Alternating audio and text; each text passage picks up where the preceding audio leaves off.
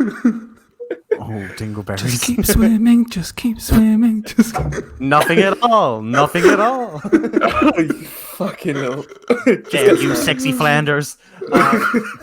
Well, we got an introduction sorted now. Is that the intro? Is that actually the intro? What's up, guys? Football Saddos back again with another podcast.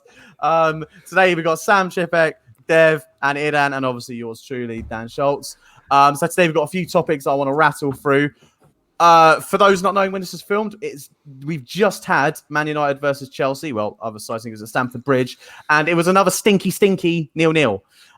So straight going into it, I just wanted to ask, let's go with Dev first, as seemingly the kings of stinky 0-0s this season in United. Dev, what did you make of the game? Well, can I just say thank you? That's a lovely intro to bring me into there. I'm okay with it, if I'm honest, because I hate going to Stamford Bridge. Cramped, horrible to get any good result in. I'm actually all right with coming away with a point. I don't care. But the only bits that irritate me is that the clear-cut chances I felt went to Chelsea more than they went to us. Like, we had a couple of near misses and a couple of bits where we could have done a bit better. But then you have the ZH chance and you have a few others that they had which were clear, and on any other day, they would have gone in and we'd have had a very different conversation. So it's something that we need to look at and look beyond. But it's a point. It's away from home. There's 20 away from home where we don't lose a game, which is always positive. But there was a penalty shout, and I'll give my view on that just quickly. I think it was an unnatural place to have his hand. So United fans are going to feel pissed off about that. But it's not a clear and obvious error to go back on. So at the same time, I can't be that annoyed. So all in all, I'll take a point and we just move on. That's an interesting point you made about that. I was just thinking, if I was a United fan, the thing I'd be worried about, like you said, is that Chelsea seemed, at least from my perspective, minus the penalty shout, in terms of open play and clear-cut chances, they seemed to have the best of it. And on another day, I think it was Chelsea's game to win, really. Yeah. But definitely on the penalty, that was something where I can't even chat about United fans. I thought that was a clear penalty, especially if you're going by what's been given this season. But I've said before, and we've had that debate, these refs aren't fit for purpose. So no, I won't lose sleep over it. And to be honest, like I feel like officially now, I thought it happened with Everton and a few other teams we played against. Officially now, can we put to bed all this shit about Man United getting all the good decisions and all this? Karma has balanced. We've had some really horrible ones. Let's just move on now. And every team's had stinky decisions, it seems. Exactly. Chelsea had 15 penalties this season. We've had 13, but no one talks about it. Just look at Brighton yesterday, getting absolutely exactly. By it. That was the worst. Yeah, that was horrible. But yeah, I feel like honestly, the video going back on VR and rest at some point. But look, Idan, the other side of the coin, Chelsea fan. What did you make of the game? Like I said, I felt really, just in terms of on the balance of play, it was your game that probably you should have won. Yeah, agreed. I think what Dev said about most of the clear-cut chances going to us, actually being more clinical in the final third is something we've kind of struggled with all season. I think that, pretty much. There was the ZS chance. There was, I think, Giroud in the first half. Should have scored from a header. Went for a header and I think hit his back on the post or something. I think it's a game. I'm really disappointed we didn't win because I think it was there for the taking. They didn't have Pogba. I thought actually Christensen looked really, really good today, and he's a player that doesn't necessarily kind of he hasn't got the fade haircut and then like mercurial boots that everyone's like, YouTube compilation type of player. So I think that's one positive from the game, and I think we just need to be more clinical in the final third. I'm looking forward to seeing Havertz back because I think he would fill that central role really nicely. Yeah, in fact, I do just want to give it to Sam quickly because we both watched the game, from kind of a neutral perspective because I didn't personally care who won. I had my fancy and that was pretty much the only thing I was looking at, Captain Bruno, which was a mistake. Sam, what did you make of the game? I thought it was just a bit of a stinker, mostly. What, a Chelsea United game? Yeah, what did you think of the game? Didn't really watch all of it. I've got off because I was getting bored of watching it, but from what I saw, I did see the penalty decision, to be fair, and I thought, as much as I love to give it to Man United fans about, Penchester this and Barchester that and Penaldes, I think, United should be annoyed about that one. That was something that definitely went against them. Yeah. Yeah. So I don't know. That's the only thing I can really make out of it. To be honest, this game hasn't really been like my main highlight of the day of football. I wouldn't even go as far to say that Spurs Burnley was like it is a main highlight, but if there's something funny talking about, it's that little argument Roy Keane and Jamie Redknapp had. I don't know if it's worth touching on that. We didn't really have that on the list, but he's got a very funny definition of what is a top player, and then kind of just twists Jamie Redknapp's words around, saying, "Oh, well, are they just because they play in all international games?" I mean, he kept twisting it to kind of suit his argument of points. Look, I do want to talk about kind of the big the top six, because that's a separate point I want to talk about, and just in general teams in the top half. And obviously, one of the teams in the top half, obviously Spurs. We watched that game. We've got a video up on Sam's channel about it now. I think it's already out.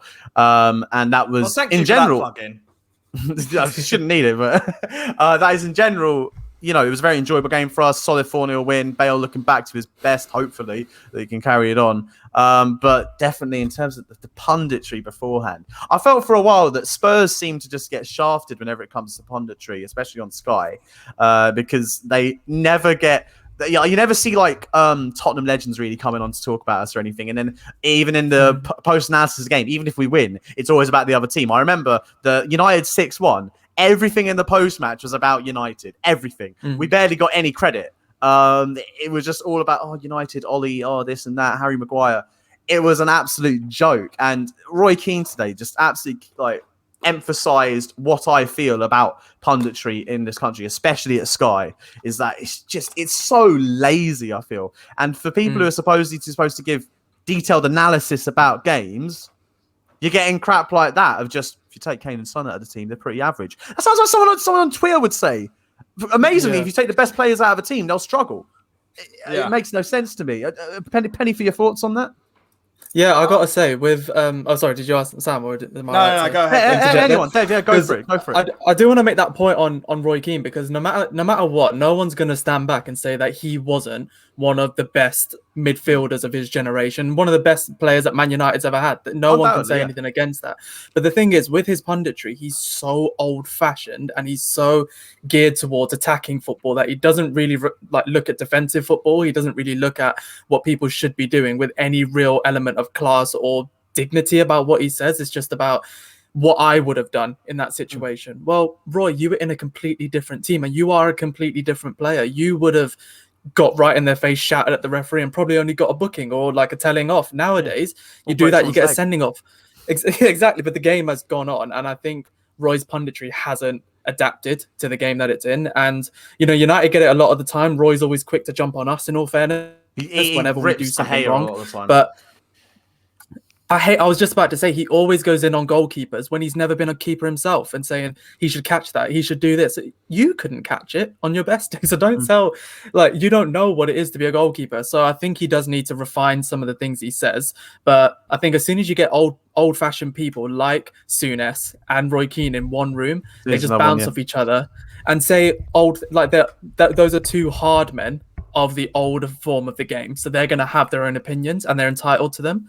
But to bank on it and for Sky to keep giving them that airtime, it's cheapening their punditry. So I completely agree. We do need to. You can tell they just want headlines.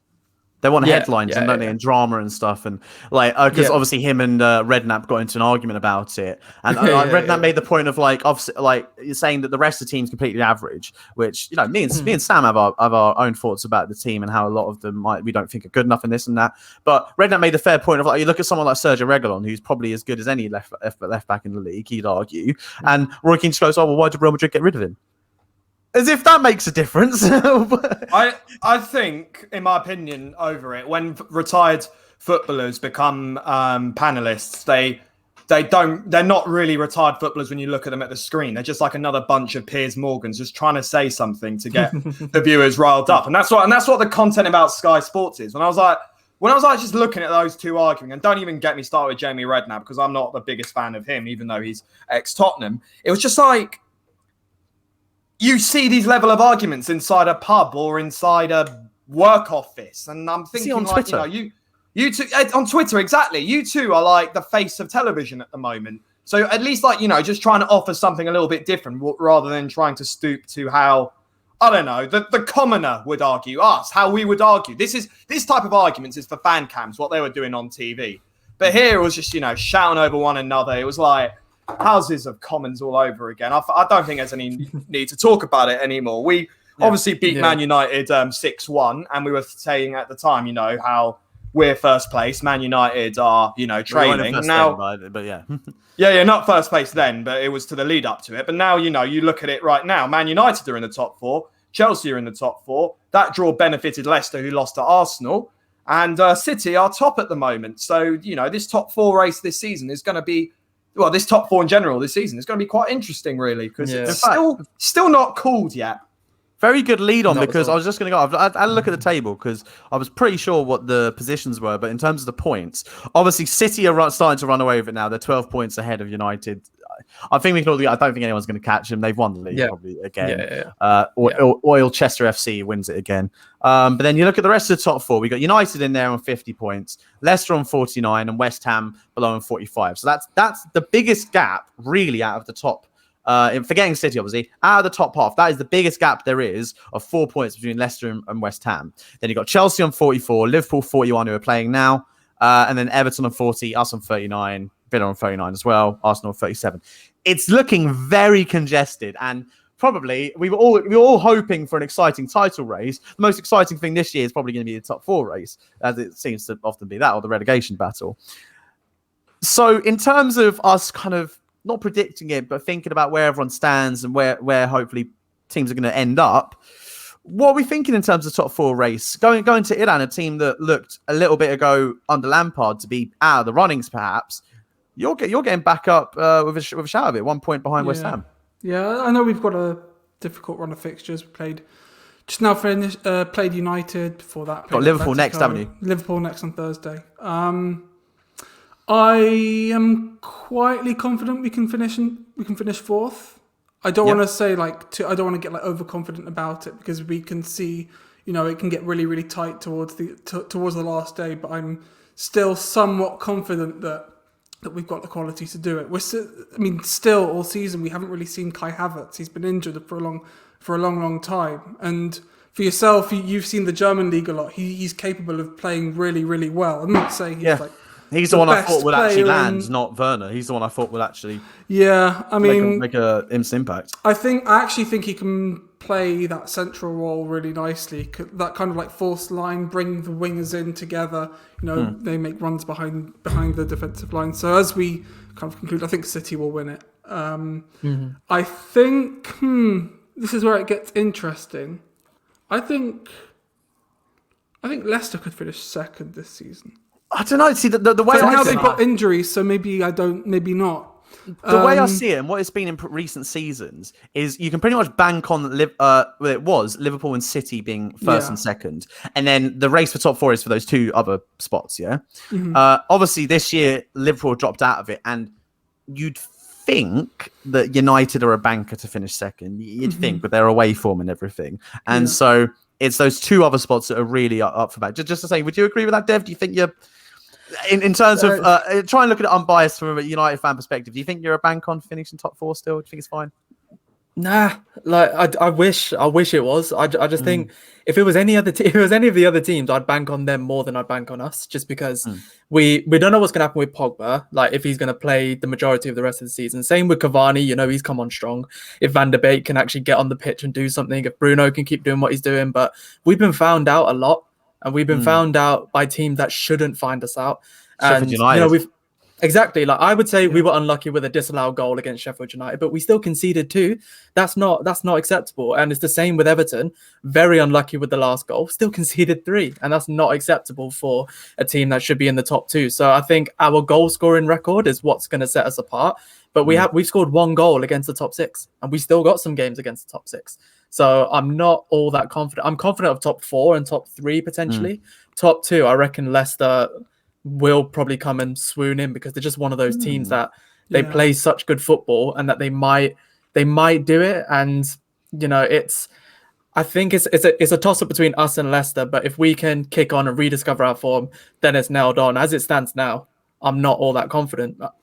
That's a very interesting point, actually. Because speaking about Leicester, and I'm going to bring this to Sam in a second, because I think you watched it. I think you watched the game as well, at least mostly the Arsenal game earlier. Yeah.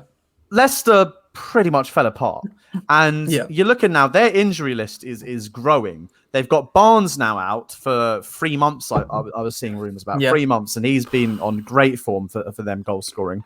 He was vital in their win over Liverpool. Johnny Evans is now out. Fofana, I didn't realise Fofana was injured for today's game. If he's out for a bit of a stretch, that's it as well. And their injury list is just mounting and mounting. And Maddison's out as well. I don't know how long he's out for, but you start to wonder, like happened last season, if their season is going to just collapse a little bit. Yeah. Sam, what do you think? I don't think Leicester will actually make the top 4 for some reason. I don't know. Maybe I'm basing it a bit too much on last season to then think, Leicester don't have that run of consistency. But to be honest with you, they don't really. Like you can see Leicester playing really well, beating big sides like Liverpool.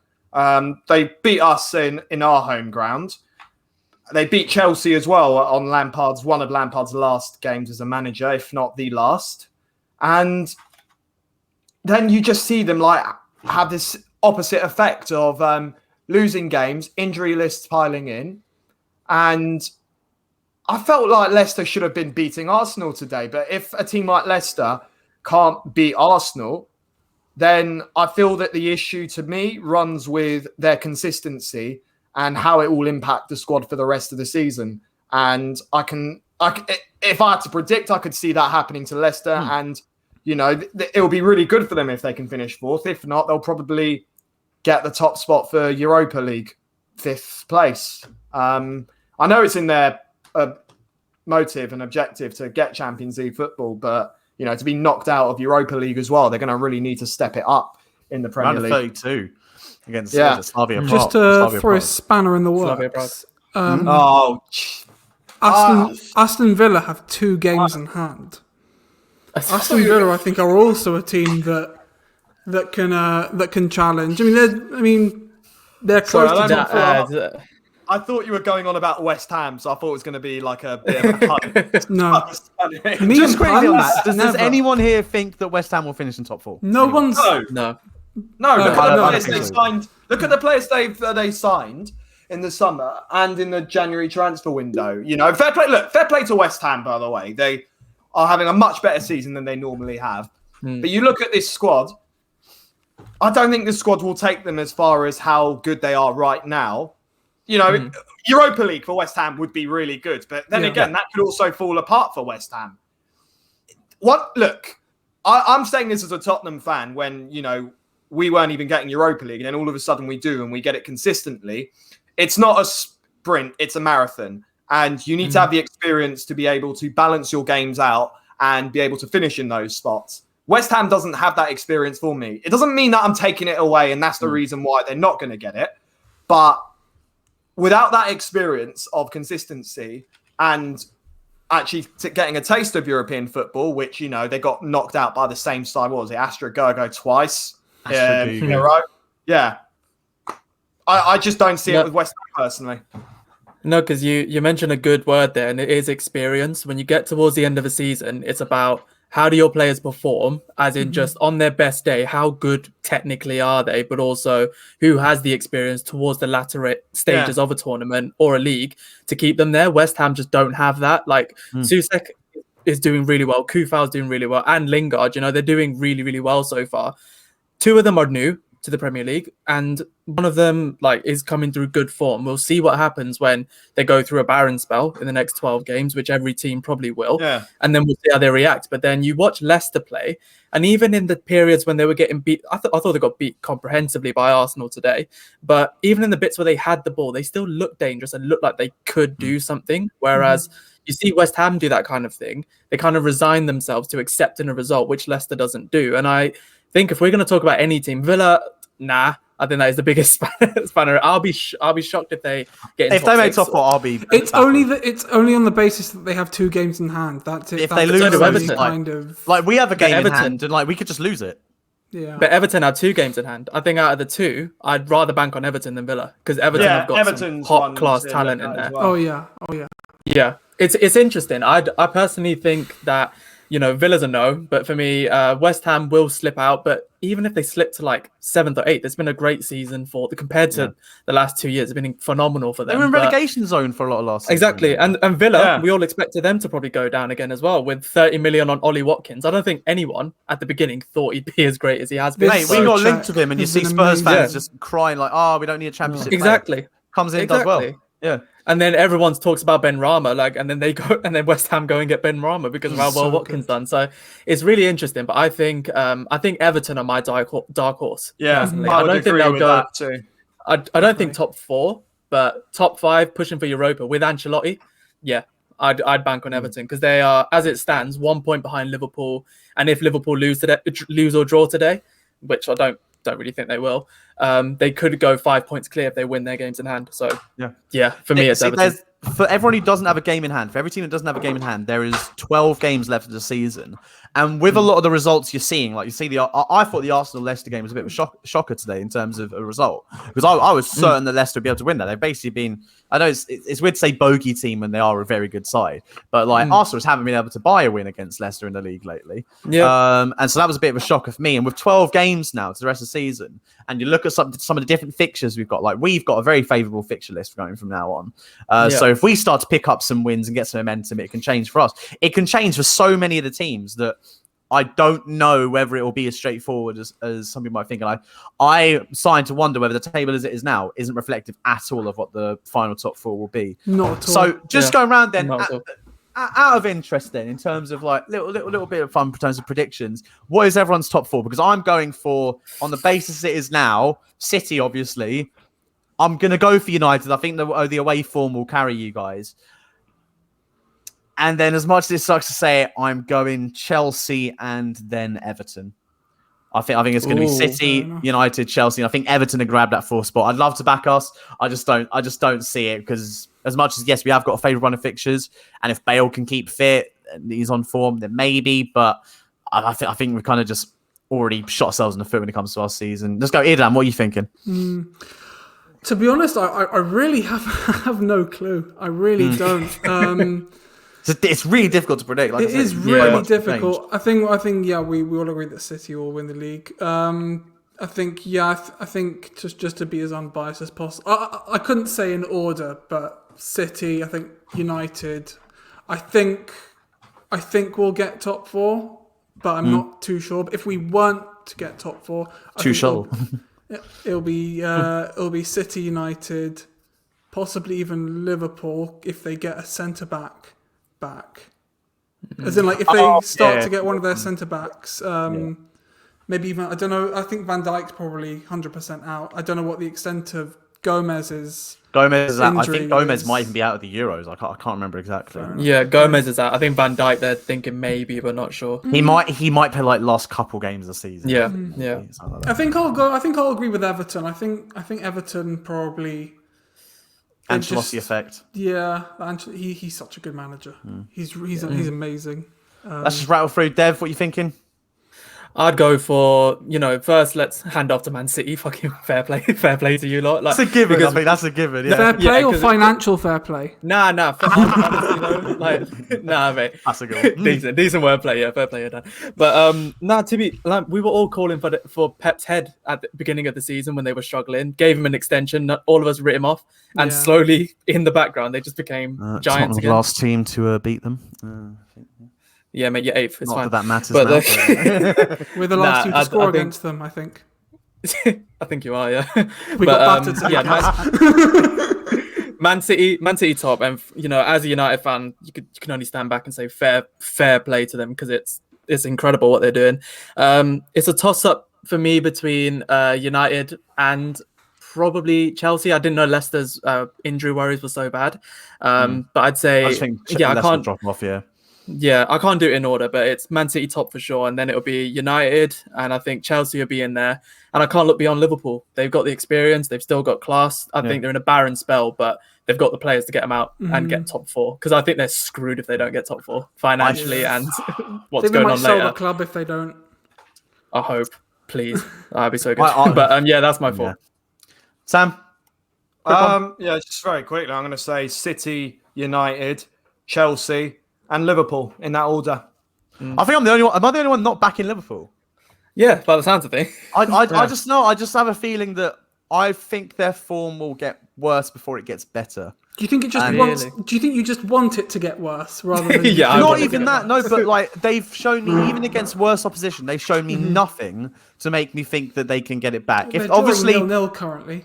if Yeah, things they can are. things can change, but like for example, if they don't get a result today, if they don't get a result in the next couple of games, then you're starting to just drop points and points and Yeah. points and points. That's why I'm saying that I don't think we'll make top four, but I was shown enough today, even though it was just Burnley, but other teams have dropped off to them. Literally, Liverpool lost to Burnley at home this season, obviously. I was shown enough to see that we can go up the table at least in like top 6. But Liverpool, I just can't see anything to make me think that. And the last good performance they had was against us, and I think that's saying something. I think True. that what Deb was saying earlier about how a lot of us were calling for Pep's head, I think that this season overall is a way. I think this is I don't think I've ever seen any other season where every single football fan was humbled in different aspects, different weeks, different games. And I feel like Liverpool, as Dev was saying, Liverpool have got that experience to turn things around. They do still have a squad. I know Liverpool fans would love to go on and say at one point, oh, we've got injury crisis. But then the other saying like, oh, we got such good players that they're so interchangeable. They can play as centre-backs. You've seen it for yourselves on Twitter. I'm not even on that damn app anymore, thankfully. But I think that I think you're slightly underestimating Liverpool. If They you can't score goals. They might not be able to will. score goals, but you've got to understand that City were at one point on a similar level, and now look where they are now. And I feel like this season still is it's over in terms of calling who's going to win the title, but it is still far from over on final league positions and who is getting in the top 4. Yeah, like I said, I think it completely changed. I don't know. I haven't seen anything to make me think otherwise. Yes, they've got the experience, but without Van Dijk, without Gomez, and with their forwards it's just turned into, everyone's saying that it's the Harry Kane team and stuff. It's turned to, if Salah doesn't score, they don't get a result. If Salah doesn't score, they don't get a result. And I just don't see it. I think Jota coming back will be big for them, but we'll see. We'll see. That's the thing. There's a lot to look into, but we'll see. We will see. I think Van Dijk comes back in when? April or May time? April, they're saying. April, right. So when they come back on April, maybe something might change around. We don't know. We'll see. But I did want to move on. The other big thing that obviously has happened the last couple of weeks is the first legs of the Champions League and Europa League. So I just kind of wanted to touch on Champions League. Unfortunately, we've only got one person here whose club is still in the Champions League. Be that as it may, I just kind of want to get some takeaways about what we're thinking from those first legs, and if anyone's perhaps been surprised about what's happened. I, for one, I've been watching a fair bit of Atletico this season. I thought they would beat or at least get a draw out of the first leg against Chelsea, and Chelsea pulled off a great result, 1-0 away from home. So that was something that shocked me. What did you make of that, Idan? Yeah, I think there was a quote by Tuchel. I don't know if you pronounce it Tuchel, like the manager. Or Around too cool. Tuchel, yeah.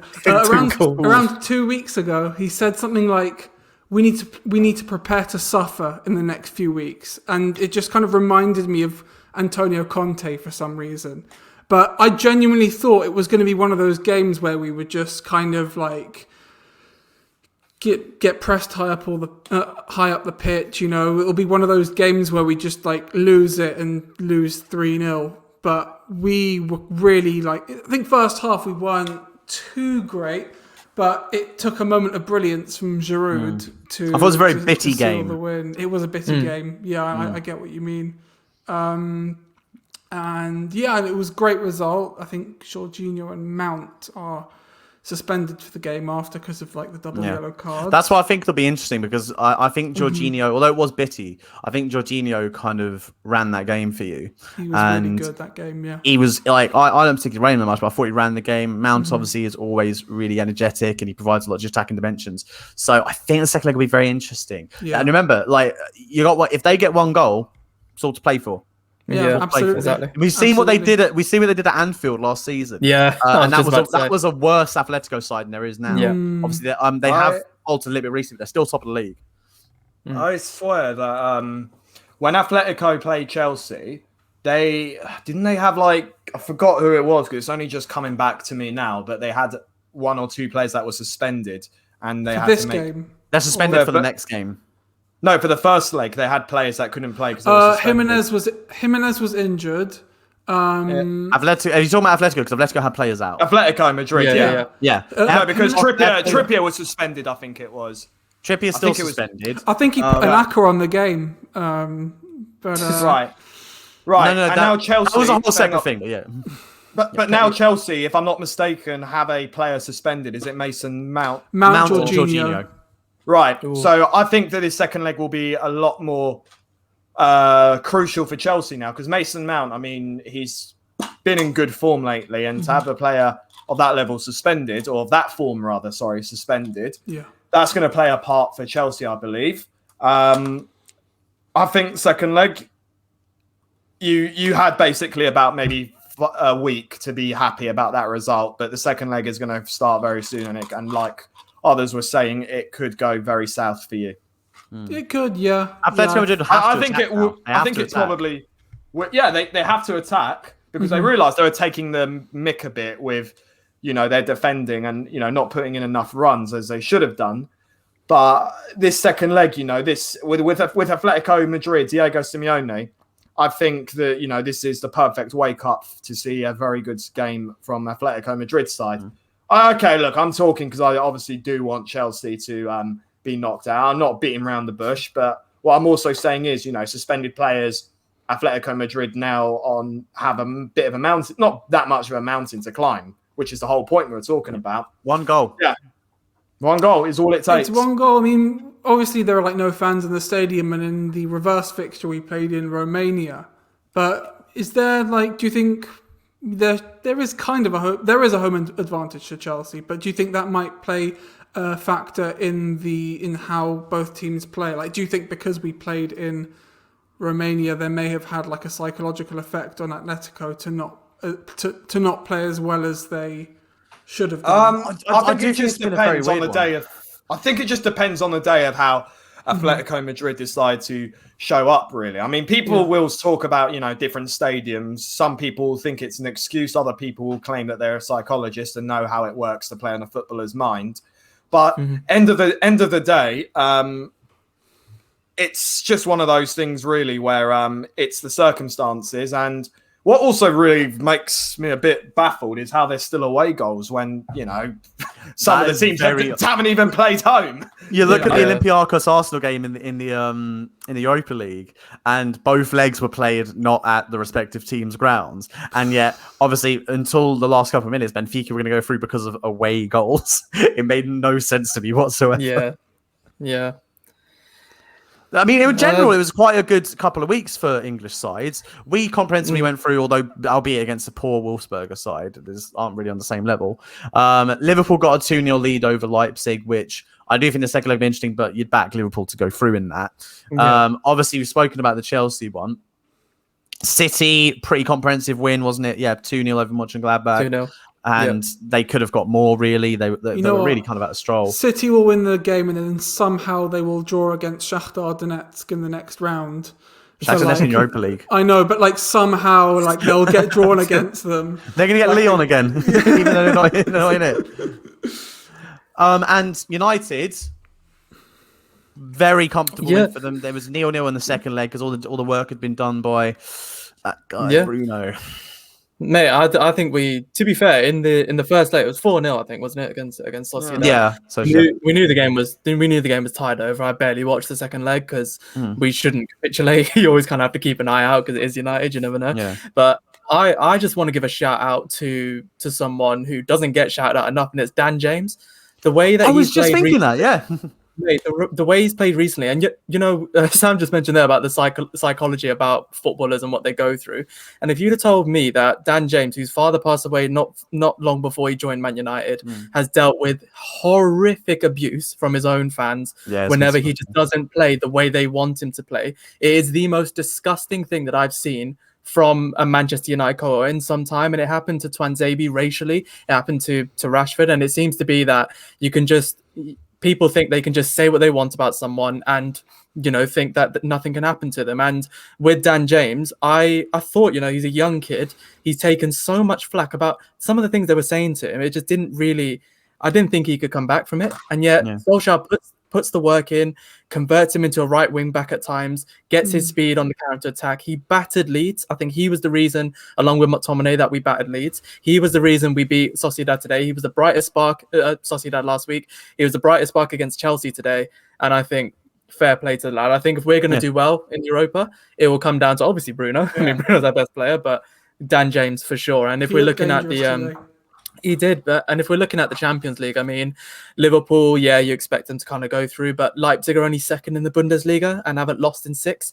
And you also look at Bayern Munich, and I think this is going to be controversial, but I'm going to say, and it's pretty early to say this, but we all know that Man City are going to win the league.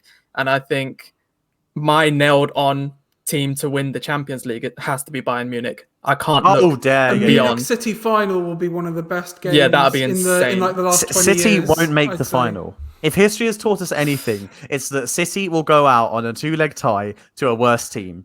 They're going to. Well, if history teaches us anything, we have a situation where Paris Saint-Germain go to a second game against Barcelona with 4-1 on aggregate, and as we know, they're not very good at keeping leads. So I don't know. It'll be interesting, but for me, Bayern Munich, I'm just going to use the time to give a shout out to Dan James for me because I feel like he needs it, but also Bayern Munich because I just think Dan James and Bayern Munich, two sides of the same coin. Mate, buy Dan James. You got the best team in the world for me, but I think Bayern Munich is just insane. Yeah, facts. Bayern Munich, 100%. I think Bayern Munich. It's Bayern Munich's title to lose. I see him winning it 2 years in a trial. They're just for someone who, like I think I said I like to watch Bundesliga quite a lot. I tend not to nowadays watch Bayern Munich games because it's almost a foregone conclusion. That being said, they have lost and got a couple of draws and dropped points recently in the league. I remember they recently lost to Mönchengladbach and they drew to Arminia. They drew to Arminia Bielefeld. But in terms of in European competition, they're just the last couple of seasons they've been unreal. They're the best team in Europe for my money, and by a stretch. I think if they did play City, they'd beat them easily. I still think they do. They're just an outstanding team with outstanding players across the pitch. So it should all be them. I think it's their title to lose, personally. And the title with Lazio's done. So theirs to lose. But in terms of the second legs and such going on, and in terms of Europa League as well, because we were just talking United, you got quite a difficult tie next in terms of AC Milan. I'm looking forward to it. I think it's going to be a great game. It's going to be a great game with Ibra and everyone coming back. I think Dallo, I don't know if he can play, but like having us against Ibra is going to be interesting. But realistically, it's one of the few games I got to see live just before like COVID locked us down. I got to see AC Milan play, and they haven't really changed from when I went to see them. And they're not great to watch. They're not very fluid. I think they're quite fortunate to be as high in Serie A as they are, but just for the culture, AC Milan, Man United has thrown up some great battles in the past, and I just think I think it's one for us to win. I don't expect us to lose that game really, but I think you're the favourites. But I can see Ibra, especially if you start Lindelof and Maguire, I can see Ibra bullying. So do I, because not just that, but I don't think there's not a lot of confidence in the defence at all. But we don't have a good temperament. We get riled up, and we can explode at random times. And Ibra, if there's anyone in the world who knows how to rile you up, it's him. Ibra versus Fernandes. I see a red card. Ibra versus Fernandes. But I'm saying if Ibra can get under Lukaku's skin and make him angry and play off his game, he can get under any Raz. So it will depend on him. I think he'll be the key figure, but I should expect not a simple win, but I do expect us to progress in the Europa League. Yeah, I would back you. I would also back us. We've got, DNK Dynamo, I think it is. Yeah, I'd back us to go through to the next round. Arsenal Olympiacos will be quite interesting, I think. El Arabi returns. That's going to be an interesting tie, and hope it would really be lovely, wouldn't it, if Olympiacos could knock them out 2 years in a row? Yeah, that'd be nice. I don't know if it will happen. It just goes to show, like, how Arsenal haven't been in the Champions League for so long, and they're looking forward to a game of revenge against a Greek team. Do you know what I mean? Like, that's just kind of. And according to Piers Morgan, the win against Benfica was I was about to say Arsenal's it. greatest European nights. And I said on honestly, TikTok, like, in Athens. our win in Baku against them isn't even in our top 3. Yeah. Like, They're trying to treat it as an Ajax level. They're looking up to us because we have that. You know, when we beat Ajax in the very last second of the game. So they're trying to spin that around when they beat a Portuguese Benfica side.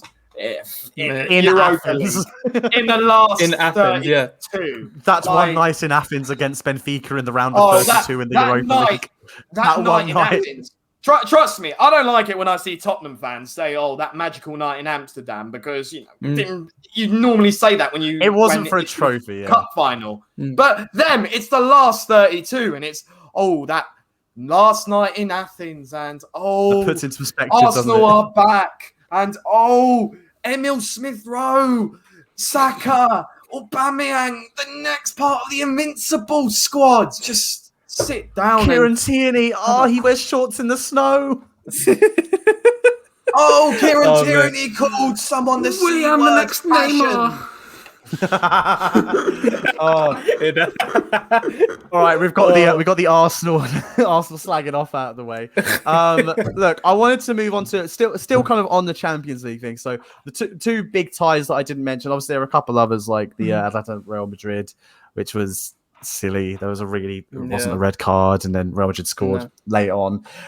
There was some questionable ones, but then there was two ties which for me stood out above all the rest, really. With two special players playing, one in each of them, which was Dortmund versus Sevilla. Dortmund coming back from 1-0 down to win 3-2 with a great performance from Haaland getting a brace. And there was also PSG Barcelona at the Camp Nou. I always get it wrong. I don't know why. At the Camp Nou, and where Kylian Mbappe scored a hat-trick. Killed them. Yeah, absolutely ripped them apart. Yeah. Obviously, this isn't the Barca of old team. We saw what happened against, especially the favourites for this year when they on their route to winning the Champions League last year in Bayern Munich, spanking them 8-2. Cheers for outdoing the 7-2 for us guys. But though this isn't the same kind of Barcelona team of ages gone by, it was still an amazing performance from good old Mauricio Pochettino, but specifically Kylian Mbappe. And so that brings me on to talking about these two players. There's been a lot of dialogue lately that I've seen that's really kind of, I think, made us all think in terms of, as the years go by, we're soon going to have to come to terms with the fact that we're not going to be seeing Ronaldo and Messi perhaps for ages longer. Is this perhaps, in terms of the battle of the GOATs, you could say, is this going to be the new kind of Ronaldo, Messi? Haaland and Mbappe. Because I'm going to put this in a second, but I've been thinking about it. I've watched some videos and other people talking about it. It really does make you think. Obviously, they're not going to be the same players or anything like that. But you can definitely see, I think, in terms of his pomp and his kind of arrogance and stuff, in terms of Haaland, you can see him as being this kind of new Ronaldo-esque figure. And Mbappe is the more, he's still kind of got that edge to him, but he's more kind of let his football do the talking style of Lionel Messi. And I can definitely see those comparisons in terms of leading the new kind of age of youngsters. Those two are the best youngsters in the world right now. I don't think absolutely. By far. Yeah. Saka. No. Go what you're going to say, Sam. Yeah. Makeda! Well, like you said earlier, it's about the people. End of the day, the people is what make this sport the beautiful game. The people is what supports this sport financially. And at the moment, the people are talking a lot about Mbappe and Erling Haaland. You said so yourself as well. Mbappe lets his football do the talking. PK was chatting about him, and most footballers would stick it on their Instagram post or their story, try and get a few likes and giggles and that. But he said, no, this is constructive criticism to me, and of course PK is still a complete Siri just popped up on me, but of course PK is still a more completed player than I am, so I've got to work for it. And then you've got Haaland, who is banging a lot of goals and somehow thinks it's cool to speak like a robot in interviews or something like that. He just is a robot. Maybe he is, but he's got this funny behaviour towards journalists. But the way I see it is that, like you say, of course they're not going to be the same level as Messi and Ronaldo. But these young players right now are better than a lot of players that have been playing this game for a while. They are standout players a lot. They offer a different style of play, but they are very nice to see when you compare the two together. And I think right now they are for sure the best youngsters in the world. And this could be the next generation when Messi and Ronaldo have to step down. What really Which sparked makes me was feel that, old. was that interview. Was that interview that Haaland had after the Sevilla game, the day after the PSG Barca game, where I can't remember the exact quote, but he Free said, motivation from Mbappe's he was like, I saw Mbappe Yeah. score the hat trick last night, and it was extra motivation for me.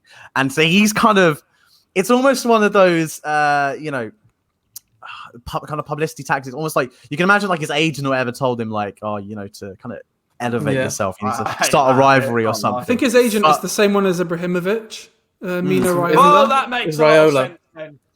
Yeah, But you can it is almost see Raiola. it as something he's been told to, like, if you kind of start a rivalry and something, that's just going to elevate your position. Yeah. And so he's been the one to kind of lay down the gauntlet. That's like, we are the best youngsters right now, but I'm going to make sure that I'm the best youngster. I'm going to make sure I'm the GOAT youngster or whatever like that. Dev, what do you think?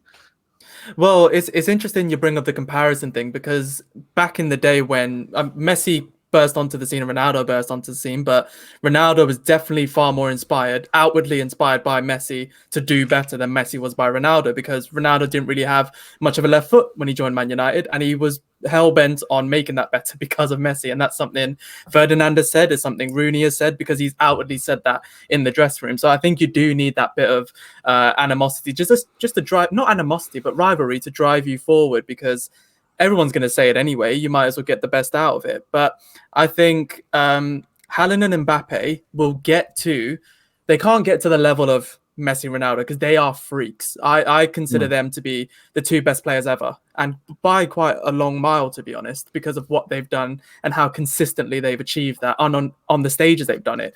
So the quicker we can get them away from that comparison of new Ronaldo, new Messi, the more they'll start coming into their own as footballers. And Haaland has got that sort of personality to them. He reminds me of Ibrahimovic, and I think he will be that kind of player, because he's a big stocky lad, he's mobile, he can put off a good shot, but the confidence and the arrogance of the kid is what's going to set him apart. I don't know if he'll be like as incredible as people say he has to be, because he has to do it for longer than he's done it so far, and Mbappe has done it almost twice as long and has won a World Cup, had the whole France nation on his back to win the World Cup, and he's the reason for me that they won it. So I would say that them two are the best by far, but I think Mbappe has a bit more to do, and he's going to have to, let's say, be better than a Robert Lewandowski, very similar comparison, to win a Ballon d'Or. Whereas something that I've written in a book that I've read and a few other articles I've written is that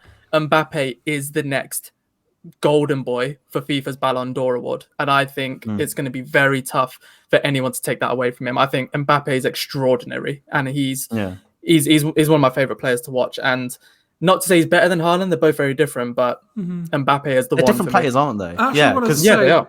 Because Mbappe's sorry. I just to make a quick point, which because I'm gonna lead on to, because I want to ask you a very specific question, Idan.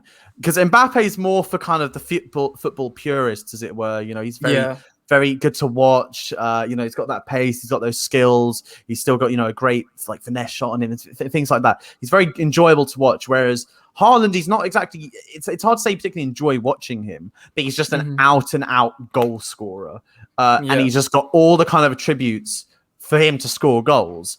And look, this isn't just a shameless kind of Tottenham plug, but he's literally said before that he models his game on Harry Kane, and you can just see that in terms of the kind of player he is. Like, he's got more pace than Kane. There's still different kind of players, but he's just out and out goal scoring, just finishing, getting the ball in the net over and over. And I watch Dortmund quite a lot. I'm a big fan of Dortmund in the Bundesliga, and it's a bad Dortmund team right now that aren't doing too well, and yet I think he's still outscoring the amount of games he's been in.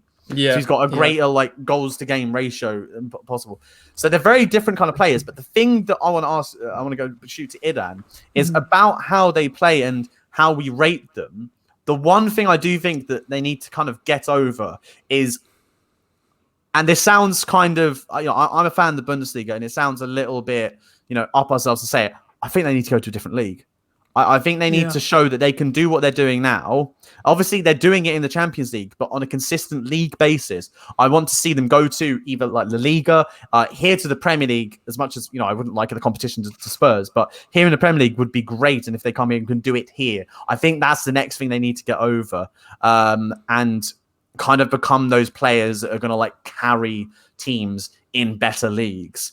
And Idan, as someone who's been chatting up a lot about how Chelsea need to go and buy Haaland, because you keep sending links to me about, it's That's Haaland private. Haaland is top of Marina's list or whatever the hell it was. Do you have that kind of view of it in terms of how you rate these players, and especially, maybe your next season striker, Haaland? Is that what you think he needs to do? I don't really want to talk about the transfer side of things because, to be honest, I don't know too much. Like, I'm not as... What, your ITK? I'm not as much of like a Bundesliga enthusiast as you are. Like, you obviously know a lot more than I do about maybe like how different players play in different leagues and whatnot.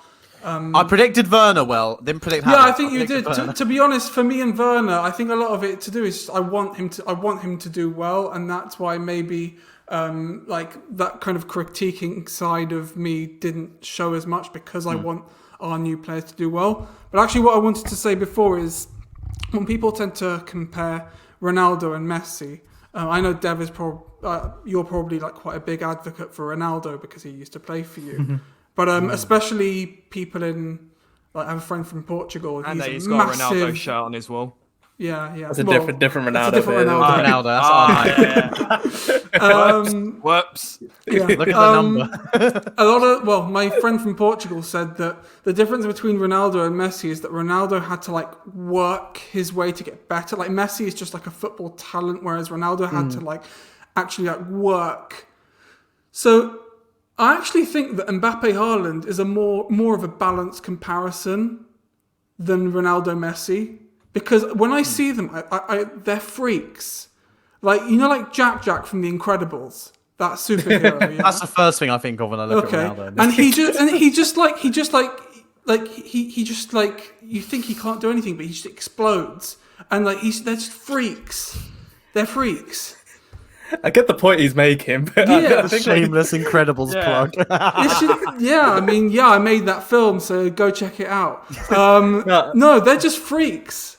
And I think it's more of a balanced comparison than Ronaldo and Messi, to be honest. So I think they're also both work. It's like Messi's Jack and Ronaldo's syndrome, or like... Nah, frozen. And now we're going far. We're going way too far. We're going so off topic. All right. Yeah, Less of the Disney, Pixar, DreamWorks, etc., references, right? On your point of saying whatever your Portuguese think of Monsters, mate Inc. said, shut up. When your Portuguese mate said, Matt Wazowski. Ronaldo. Go on, Sam. Come on, you're on it. Get on it. Right. When Messi's just more of a natural football talent, whereas Ronaldo had to work hard. Yeah. I think all right. I think Mbappe and Erling Haaland, when you both look at them, they kind of both had to have worked hard. If you think about it, you look at their transfer history. Haaland. Well, I hate this theory. Haaland was playing. Which side was it? Salzburg. Salzburg. Yeah. Mbappe was playing for Monaco, and this is where they are now. So it's not quite like, one of them's got a bit more of a bigger silver spoon than the other in terms of footballing opportunities, because they've both got there. What you just have to look at is what they've both currently got. Mbappe has won a World Cup and he led his team. He wasn't some youngster just sitting on the bench. He was part of the first team. Haaland is very new. Quite new. Well, no, he is still very new to this, but he's been surprising and impressing a lot of us. So this is just a game of time, really, of where time will take us and where these players will be. I'm not sure if we'll see Mbappe in the Premier League, but I think Haaland more likely to. And if he does get a move to the Premier League, then that's when the test really begins for him. I just really want, I have a personal want, like I said, not related to particularly my allegiances in football, because I don't want the competition, because if they, Haaland at City is an unreal forward and Haaland at Chelsea is a forward that makes me sick. But I just, maybe not the Premier League, but the Liga, I just want them in the same league because I want to see if they can emulate that, like imagine Messi and Ronaldo long gone or whatever, and you've got like Haaland at Real Madrid and Messi at Barcelona, or maybe the reverse, because they're both linked to Real Madrid, whatever. But like one of them at each club lighting up the El Clasico again, kind of like how Ronaldo and Messi used to do. Yeah. That is just such a tantalizing thought for me. Yeah, it's a nice thought, but I think, do you know what I'm really hoping though, and I don't think we'll get it, is that journalism, as we've kind of touched on today, it's so fickle, and they just kind of want to always make comparisons. And like I'll say, like Haaland reminds me of this, reminds me of that. Doesn't mean they're better or worse. That's just who they remind me of. But they'll compare stats where one person was at in their career and another. And I just hope you cannot compare Ronaldo and Messi with anyone else. They are that incredible. Of course, we are all, and we the are only all ones blessed. you can compare them to are Maradona and Pele. Maybe, but like we are blessed to have been born in this era with them to see what they've done, and I'll always think that. But with Mbappe and Haaland, like they're so different. And like at least with Messi and Ronaldo, like at least they're wingers. At least they both got a dominant foot. At least they both play at big clubs and like this. Like just forget. I hope to God we forget about all that. I just want us to look how good Mbappe is and look how good Haaland is and compare them to their generation. As long as we don't compare them to the last, I'll be happy, because I think we have, alongside like some other youngsters that are coming through, I'm not saying he's up there, but Phil Foden, I want to see how he progresses, and all these other youngsters, but let's let them progress on their own merit, because I don't think Messi and Ronaldo were even given that chance. They were always compared, and yet they just exceeded. But let's not do that with these lads, because they deserve they need a to lot not more from us. be.